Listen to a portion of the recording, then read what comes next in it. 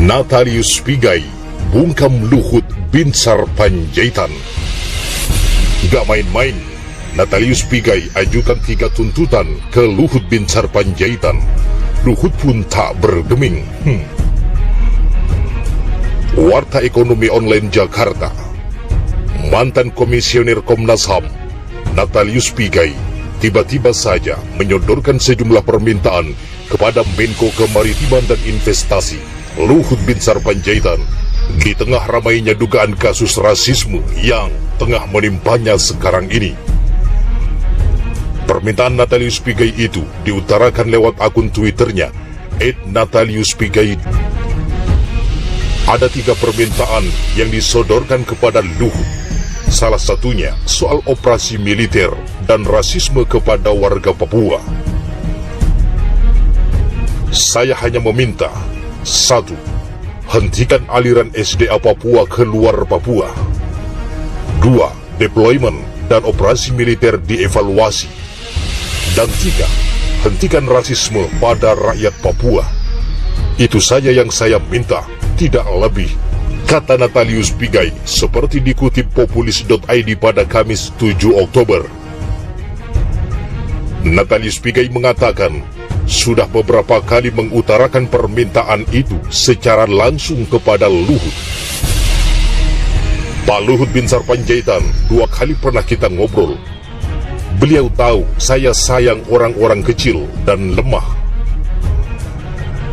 Sejak dilaporkan ke polisi beberapa hari atas dugaan rasisme kepada Presiden Jokowi dan Ganjar Pranowo serta warga Papua beberapa hari lalu, Natalius Pigai memang langsung menebar ancaman.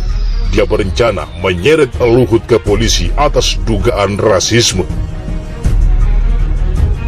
Tidak hanya kepada Luhut Binsar Panjaitan, laki-laki asal Papua itu juga mengancam memperkarakan sejumlah pejabat negara lainnya atas tuduhan yang sama.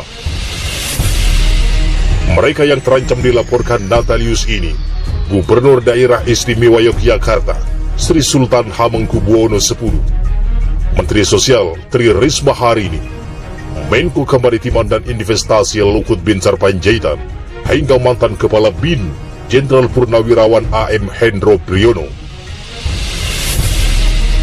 Tentu laporan tersebut akan didasarkan dengan bukti-bukti otentik kepada polisi, ujar Natalius. Sementara cuitan Natalius Pigai dibelah oleh seorang pengamat. Pengamat terang-terangan tak setuju bila Undang-Undang ITE digunakan untuk membungkam Natalius Pigai.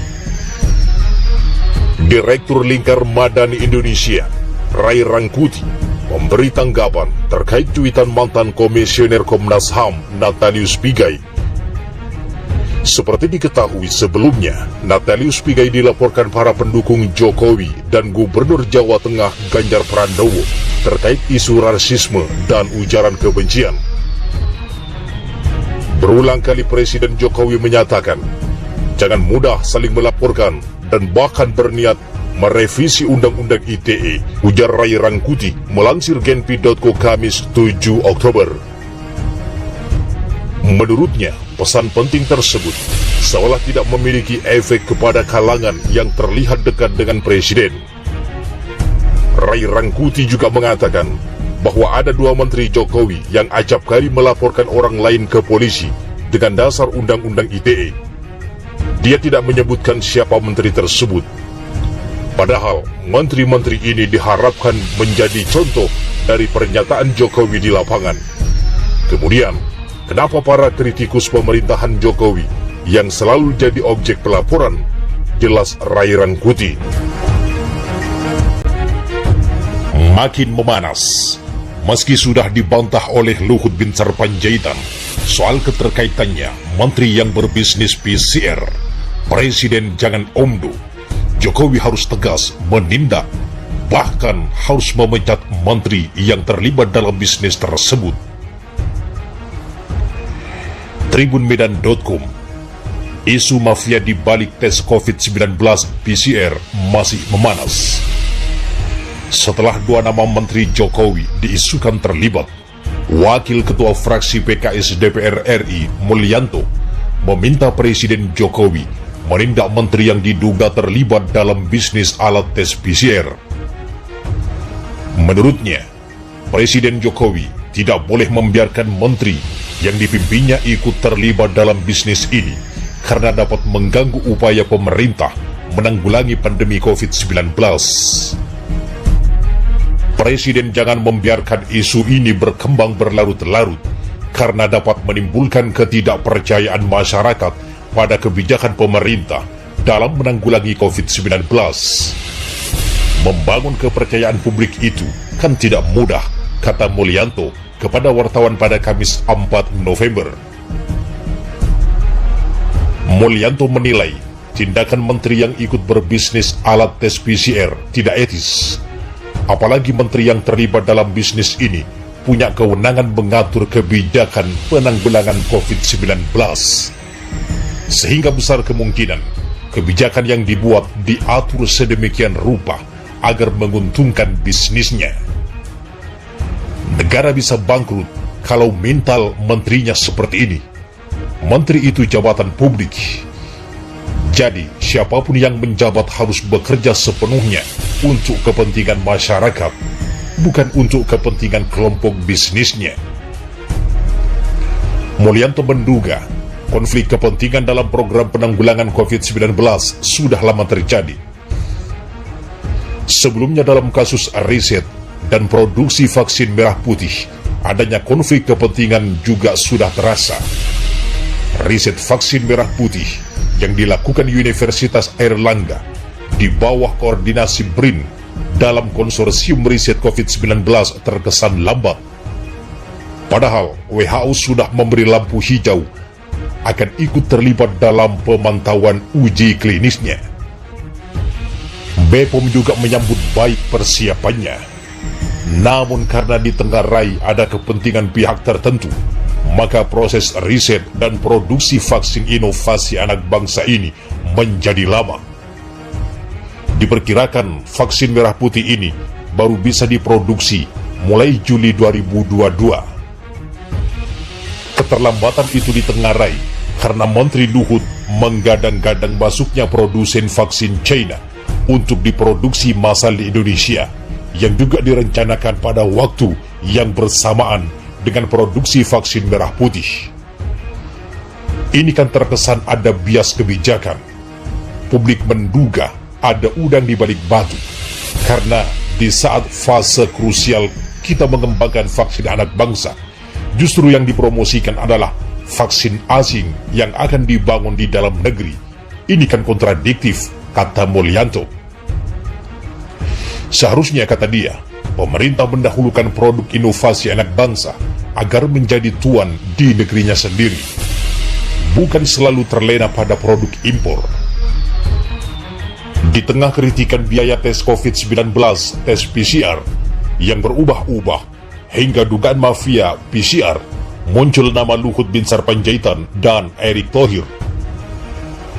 Dua menteri tersebut sebagai pendiri perusahaan penyedia jasa tes COVID-19. Mantan Direktur Publikasi dan Pendidikan Publik Yayasan Lembaga Bantuan Hukum Indonesia YLBHI Agustinus Edi Kristianto mengungkapkan sejumlah nama menteri yang diduga terafiliasi dengan bisnis tes COVID-19, baik PCR maupun antigen. Dalam Facebook pribadinya, Edi menyebut sejumlah nama, yakni Menteri Koordinator Bidang Maritim dan Investasi Luhut bin Sarpanjaitan dan Menteri BUMN Erick Thohir. Kedua menteri ini diduga terlibat dalam pendirian perusahaan penyedia jasa tes COVID-19, PT Genomic Solidaritas Indonesia atau GSI. Edi menerangkan, PT GSI lahir dan PT Toba Bumi Energi dan PT Toba Sejahtera, anak PT TBS Energi Utama. Toba yang sebagian kecil sahamnya dimiliki oleh Luhut bin Sarpanjaitan. Selain itu, PT GSI juga dilahirkan oleh PT Yayasan Adaru Bangun Negeri yang berkaitan dengan PT Adaru Energi. 6,18% sahamnya dimiliki oleh Boy Thohir yang tak lain adalah saudara dari Erick Thohir. Menteri Koordinator Bidang Kemaritiman dan Investasi Luhut Binsar Panjaitan merespon tudingan dirinya terlibat dalam bisnis tersebut. Hal itu disampaikan juru bicara Luhut, Jody Mahardi, dalam keterangan tertulisnya kepada wartawan pada Senin 1 November. Pertama, perlu saya perjelas bahwa Toba Bumi Energi adalah anak perusahaan Toba Bara Sejahtera, dan saham Pak Luhut yang dimiliki melalui Toba Sejahtera di Toba Bara Sejahtera sudah sangat kecil, yaitu di bawah 10%, kata Jody. Jadi, Pak Luhut tidak memiliki kontrol mayoritas di TBS, sehingga kita tidak bisa berkomentar terkait Toba Bumi Energi. Sementara itu, terkait PT Genomic Solidaritas Indonesia, Jody menerangkan bahwa Pak Luhut diajak oleh teman-teman dari grup Indika, Adaru Nustasar, yang memiliki inisiatif untuk membantu menyediakan tes COVID dengan kapasitas tes yang besar. Karena hal ini pada masa-masa awal pandemi ini adalah salah satu kendala. Jadi total, kalau tidak salah, ada 9 pemegang saham di situ. Yayasan dari Indika dan Adaru adalah pemegang saham mayoritas di GSI ini tugasnya.